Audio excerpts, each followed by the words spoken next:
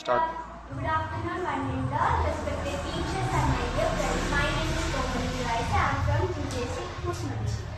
మనం ఈరోజు చెప్పబోయే topic environmental pollution. Environmental pollution అనేది రోజు సహజంగా చూసేది. మనం జర్నీ చేసి వచ్చినప్పుడు కొంచెం అన్ఈజీగా ఫీల్ అవుతాం. ఎందువల్లంటే బయట ఉండే అన్నెసెసరీ కెమికల్స్ వాటి వల్ల మనకి ఏమవుతుందంటే అవి పీల్చుకోవడం వల్ల మనకి హెడ్ఏక్, బ్లడ్ ప్రెషర్ ఇట్లాంటివి అనేవి వస్తూ ఉంటాయి.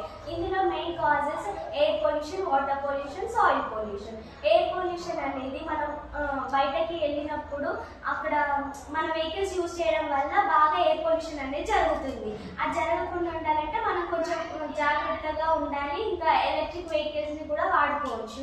ఇంకా ఆ ఎయిర్ పొల్యూషన్ వలన మన ఆక్సిజన్స్ లెవెల్స్ అవన్నీ తగ్గిపోతుంటాయి. ఇంకా లంగ్ క్యాన్సర్స్, లంగ్ డిజీజ్ ఇలాంటివన్నీ వస్తూ ఉంటాయి. వాటర్ పొల్యూషన్ అంటే అప్పట్లో మన ఫాదర్స్ అనేవాళ్ళు ఓషన్స్లో, సీస్లో చూశారు వాటర్ని. మనమేమో సీస్లో, పాండ్స్, లేక్స్లో చూస్తున్నాం. ఇంకా మన ఫ్యూచర్ జనరేషన్స్ అయితే ఇంకా స్క్రీన్ పైనే చూడాల్సి వస్తే పరిస్థితి. ఇంకా వాటర్ పొల్యూషన్ అనేది కెమికల్స్, వేస్ట్ కెమికల్స్ అనేవి వాటర్లో కలిసినప్పుడు ఆ వాటర్ అనేది మొత్తం కొలాప్స్ అయిపోతుంది. వాటర్ మొత్తం స్పాయిల్ అవుతుంది. ఆ స్పాయిల్ అవడం వల్ల మనం వాటర్ తాగినప్పుడు మనకి కొంచెం డిసీజెస్ అనేవి వస్తాయి. కాబట్టి వాటర్ పొల్యూషన్ కూడా కొంచెం రెడ్యూస్ చేసుకుంటే మనకే మంచిది. ఇంకా వినాయకుడు ఇట్లాంటివి పెట్టినప్పుడు అవి మట్టితో చేసుకుంటే నో ప్రాబ్లం.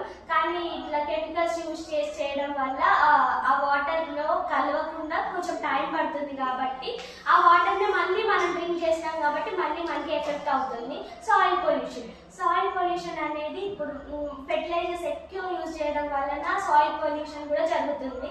అంటే మనం ప్లాస్టిక్ కూడా డికంపోజ్ కాకుండా అలానే ఉండిపోవడం వల్ల సాయిల్ పొల్యూషన్ కూడా ఎక్కువ జరుగుతుంది. మనం వాటన్నింటినీ రెడ్యూస్ చేసుకోవాలి.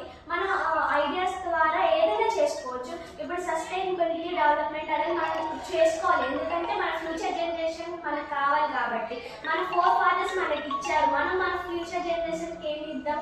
వాళ్ళు మనకి మంచి స్వచ్ఛమైన నేచర్ని ఇచ్చినప్పుడు మనం దాన్ని మంచిగా యూజ్ చేసుకొని మన పిల్లలకి స్వచ్ఛమైన నేచర్ ఇవ్వాలి. కానీ అట్లా ఇవ్వకుండా మనమే పొల్యూషన్ చేసి టెక్నాలజీ పెరిగిందని చెప్పి మనం కూడా పెరుగుకుంటూ టెక్నాలజీతో పాటు ముందుకెళ్తే మన ఎన్విరాన్మెంట్ కూడా ఖరాబ్ అవుతుంది. అది మనం ఢిల్లీలో చూసుకుంటే ఎక్కువ జనాభా ఉంటారు, హైదరాబాద్లో కూడా ఎక్కువ జనాభా, ఎక్కువ పొల్యూషన్ ఉంటుంది.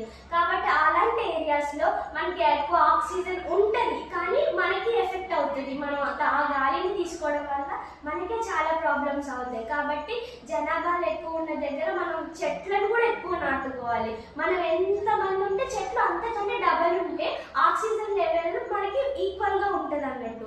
ఇప్పుడు CO2 చెట్లు తీసుకుంటే ఆక్సిజన్ మనకి ఇస్తే, మరి ఆ CO2 తీసుకునేవే లేకపోతే మనం ఎట్లా బ్రతకగలుగుతాం? ఇదొక్కటి మనం ఆలోచించుకుంటూ మన లైఫ్ని మనం మంచిగా మోటివేట్ చేసుకుంటూ మన పిల్లలకి మన ఈ ఎర్త్ని స్వచ్ఛంగా వాళ్ళకి ఇవ్వడానికి కోరుకుంటూ మన రెడ్యూస్, రీసైకిల్ ఇట్లా అన్ని చేసుకుంటూ ముందుకు వెళ్ళాలని నాకు ఈ అవకాశం ఇచ్చిన పెద్దలకి థ్యాంక్ యూ.